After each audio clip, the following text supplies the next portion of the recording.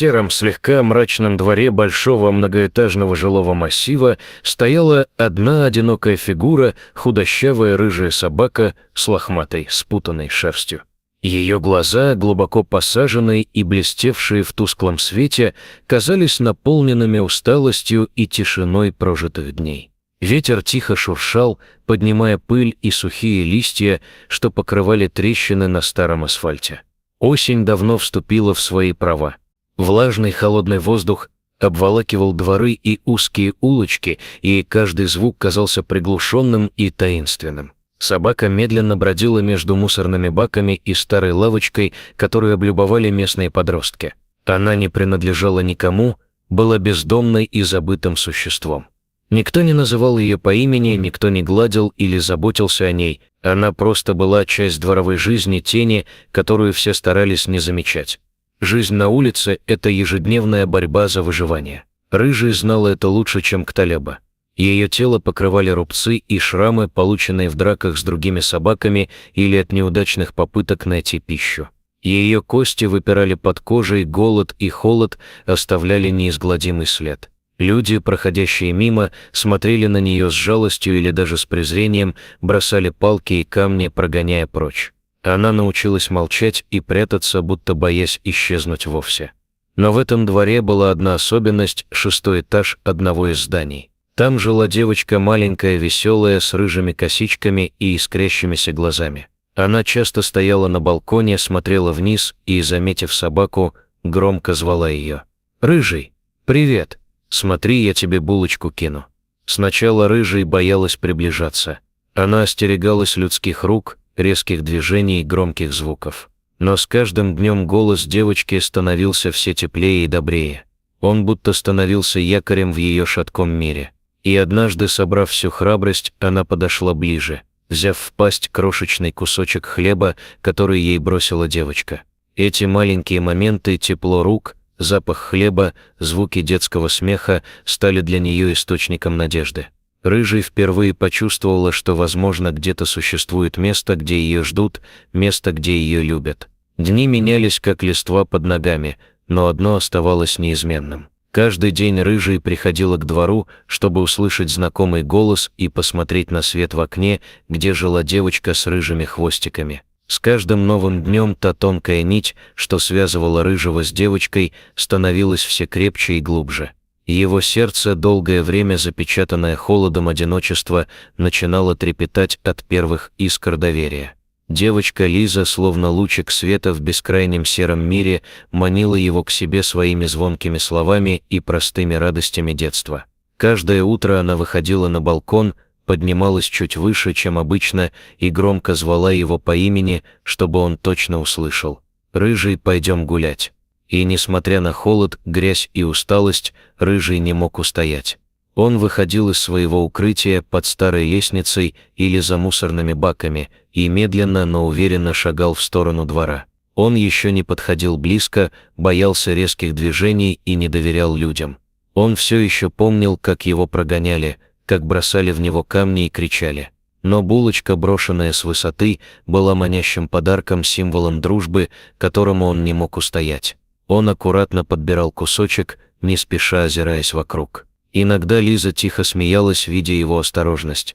Для нее Рыжий стал не просто собакой с улицы. Он был ее тайным другом, хранителем маленьких секретов, спутником в длинных часах игр и выдуманных историй. Она рассказывала ему о своем дне, о школе, о друзьях, о том, как ей скучно и как она мечтает о собаке, которая будет всегда рядом. Рыжий слушал, не понимая слов, но чувствуя эмоции в голосе Лизы, радость, грусть, волнение. Его глаза загорались, когда она говорила ласково, и он медленно поднимал голову, глядя вверх, где светился ее балкон. Мать девочки, наблюдая за этой странной дружбой, испытывала смешанные чувства. С одной стороны, опасение, чужая собака, неизвестная и непредсказуемая, могла навредить ребенку. С другой – радость видеть улыбку на лице дочери и то, как животное меняет ее настроение. Она не вмешивалась, позволяя этому чуду случиться. Внутри женщины тихо зарождалась надежда, что, возможно, эта собака – тот самый маленький ангел, который придет в их жизнь и поможет всем стать чуточку лучше. Рыжий все чаще задерживался во дворе, не убегал при каждом резком звуке, иногда подходил ближе к лестнице, где сидели дети, не боялся взглядов и шумов. Его тело становилось сильнее, а сердце теплее. Он понял, что такое дружба и что такое доверие, и это было началом новой жизни, жизни, в которой он уже не был одинок. Утро того дня начиналось как обычное, серое, влажное и немного холодное. Туман застилал город, словно невидимая пелена, придавая улицам загадочный и немного мистический вид. Рыжий, проснувшись в своем укрытии под крыльцом одного из домов, медленно растянулся и приоткрыл глаза, впитывая первые звуки просыпающегося города. Несмотря на усталость и боль в переломанной лапы, он знал, что должен идти к знакомому двору, где, возможно, услышит голос Лизы и единственный свет в его непростой жизни. Двор казался пустынным и холодным, и едва слышались первые гудки автомобилей, запах сырости и опавших листьев наполнял воздух. Рыжий тихо подошел к клумбе, которую девочка так любила украшать летом, и взглянул вверх на 6-й этаж того самого дома, где жила Лиза. Вскоре девочка появилась на балконе в своей ярко-розовой куртке с большими пуговицами. Ее рыжие косички развивались на ветру, а в глазах светилась радость и ожидание встречи с другом. Она громко звала: «Рыжий, я приготовила для тебя булочку. Прыгай». Рыжий поднял голову и внимательно смотрел вверх. Его сердце забилось сильнее. Казалось, сейчас все будет как всегда. Небольшое чудо дружбы и взаимного доверия. Но вдруг ветер усилился, холодные порывы ворвались во двор, и Лиза, забыв про осторожность, наклонилась слишком далеко через перила балкона, пытаясь бросить угощение. В мгновение ики ее все маленькое тело сорвалось вниз. Время словно замерло, все вокруг растянулось в долгую тягучую секунду. Рыжий не раздумывал ни секунды. Он бросился к месту падения с невероятной скоростью. Его инстинкты работали безотказно, словно кто-то вел его невидимой рукой. Когда девочка падала, он прыгнул вверх и подставил свое тело. Удар был жестоким, но он принял всю силу на себя, свернувшись и смягчая падение. Лиза упала прямо на Рыжего, и ее тело смягчило его шерсть и мощные лапы. Вокруг воцарилась тишина, звонкая, пронзительная, наполненная ужасом и надеждой одновременно. Ветер стих, листья застыли в воздухе, а люди, выходившие на шум, затаили дыхание. Только потом раздались первые крики. Горячие крики эхом разнеслись по двору, тревожно пронзая утреннюю тишину. Люди, услышавшие шум и падение, быстро выбегали из подъездов, расталкивая друг друга, спешили на помощь. В воздухе повисло напряжение. Никто не мог сразу понять, что именно произошло, но тревога сковывала сердце. Мать Лизы была первой, кто бросился к месту происшествия. Она, дрожа от страха, нахмурилась и, увидев свою дочь на земле, рванулась к ней, словно желая защитить от всего мира. Девочка лежала на боку, ее маленькое тело дрожало, лицо было бледным, но она пыталась дышать, ее глаза блестели от слез и страха. «Лиза, дорогая». Ее голос дрожал от волнения и страха. «Ты в порядке? «Говори со мной». Девочка едва шевелилась, но вскоре услышала голос мамы и начала тихо плакать. Это был знак жизни, крошечное подтверждение того, что все еще можно исправить. Люди вокруг начали звонить в скорую помощь, стараясь помочь, кто чем может. Рядом на асфальте лежал Рыжий.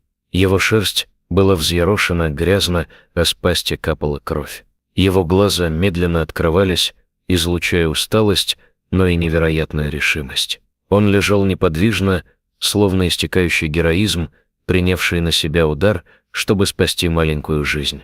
Он спас ее. С трудом выдохнула одна из соседок, ее голос дрожал от восхищения и трепета. Свидетели происшествия, которые стояли в стороне, подтвердили, именно Рыжий подставился под падение, принял на себя удар. Его поступок был подвигом в самом чистом смысле, безмолвная жертва ради другого. Скорая помощь приехала быстро, и врачи аккуратно подняли девочку, убедившись, что она жива и все еще в сознании. Рыжего положили на носилки, укутали теплым одеялом, чтобы не замерз.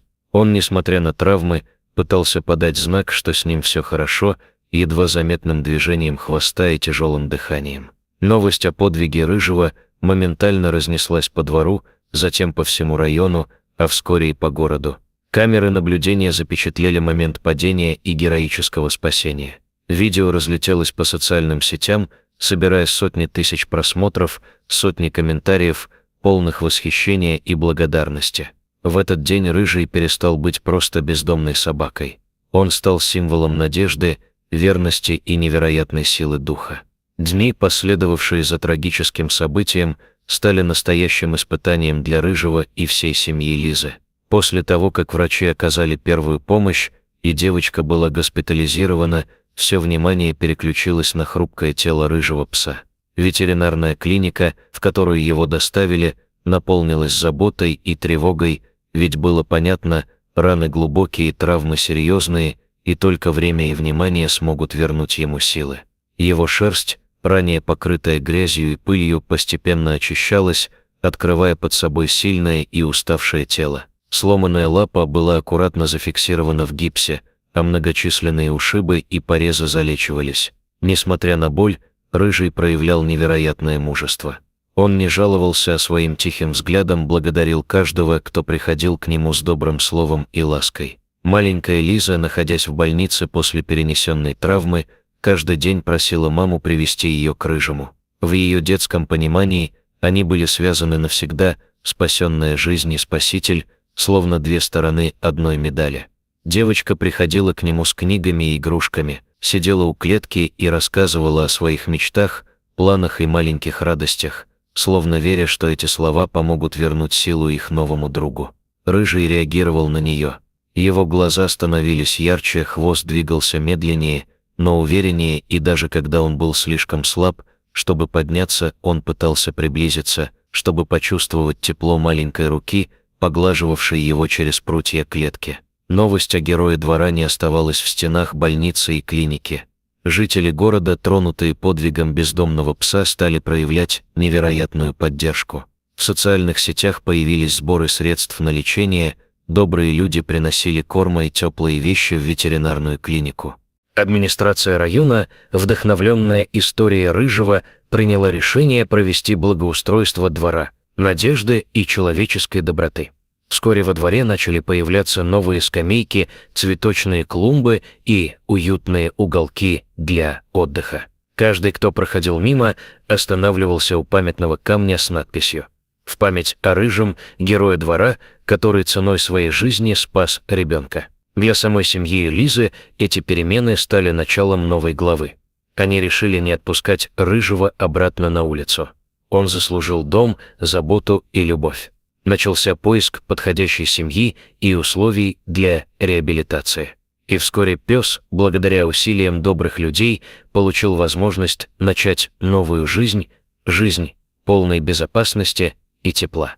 Весна, как всегда, приходит неожиданно. Сначала легкими лучами солнца, затем теплым дыханием, пробуждающим все вокруг. Город, ранее застегнутый в серые и холодные одежды зимы, теперь покрывался яркими цветами и звуками радости. Во дворе, где недавно еще царил запустение и уныние, теперь было все по-другому. Здесь царила атмосфера надежды и любви. Рыжий, когда-то бездомный и заброшенный пес, стал настоящим членом семьи Лизы. Он уже не боялся выходить на улицу, не прятался в тени и не испытывал голода. Его тело стало крепче, а глаза светлее. Его уголок в квартире был уютным и теплым. Мягкий коврик, игрушки, миска с водой, а рядом любимая подушка, на которой он мог спокойно отдыхать. Лиза и Рыжий стали неразлучными друзьями. Девочка каждое утро встречала его улыбкой, а вечером рассказывала о прошедшем дне. Их связь была глубже, чем простое общение между человеком и животным. Это была настоящая дружба, в которой отражалась любовь, доверие и взаимопонимание. Родители Лизы, которые сначала боялись появления в доме бездомного пса, теперь не представляли жизнь без него. Они рассказывали друзьям и соседям, как этот рыжий герой изменил их семью, научил их ценить простые моменты и верить в чудо. Во дворе, где когда-то все было иначе, теперь стояла памятная табличка. Она напоминала всем прохожим о том, что даже в самых трудных и мрачных уголках жизни может появиться свет. Рыжий стал символом силы духа, надежды и человечности. Однажды вечером, когда солнце клонилось к закату, Лиза и Рыжий сидели у окна. Девочка тихо прошептала: «Знаешь, Рыжий, ты не просто собака, ты наш герой. Ты часть нашей семьи. И здесь, дома, ты всегда будешь в безопасности». Пес тихо вздохнул, положил голову ей на колени и закрыл глаза. Он знал, теперь его больше никогда не оставят одного. Его история превратилась в сказку с счастливым концом, в которой дружба и смелость побеждают все. И в тот момент, когда город погружался в мягкий свет заката, рыжий пес наконец почувствовал себя дома. Навсегда.